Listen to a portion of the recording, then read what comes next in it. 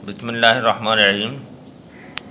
अस्सलाम वालेकुम दोस्तों, मैं हर्बल जिंदगी के हवाले नाल हाज़र हाँ। जनाब अज तुहानूं एक छोटा जिहा टोटका भी है, नुस्खा भी है और इलाज भी है। जनाब एक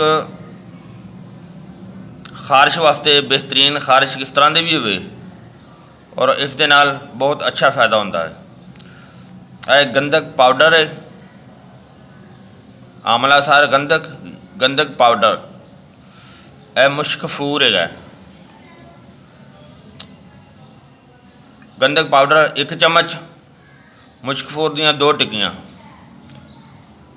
लैके सरसों के तेल दे विच मिला के इहदी सुबह शाम मालिश करो।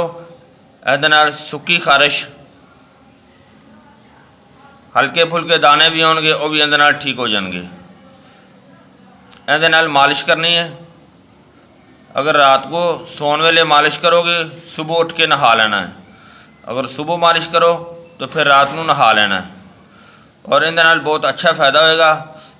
दोस्तों यह छोटा जा और आसान जा नुस्खा है और इहदे नाल बहुत अच्छा फ़ायदा होता है। और प्यारे दोस्तों, खारिश एक इस तरह की बीमारी है जिंदे नाल बड़ी तकलीफ होती है, बंदा किधरे बैठ भी नहीं सकता और उन्होंने बहुत ही उलझन सी होती है। दोस्तों यह छोटा जिहा नुस्खा इस्तेमाल करो। जिस दोस्त को तकलीफ है, जिस दोस्त को परेशानी है, वह इस्तेमाल करे और इंशाअल्लाह इहदे नाल वो ठीक हो जाएगा। दोस्तों मैं हर्बल जिंदगी के हवाले नाल हाज़र हाँ। दोस्तों यह इस्तेमाल करो और अल्लाह ताला बेहतर करेगा, इंशाअल्लाह ठीक हो जाएगा। अल्लाह हाफिज़। अस्सलाम वालेकुम व रहमतुल्लाहि व बरकातुहू।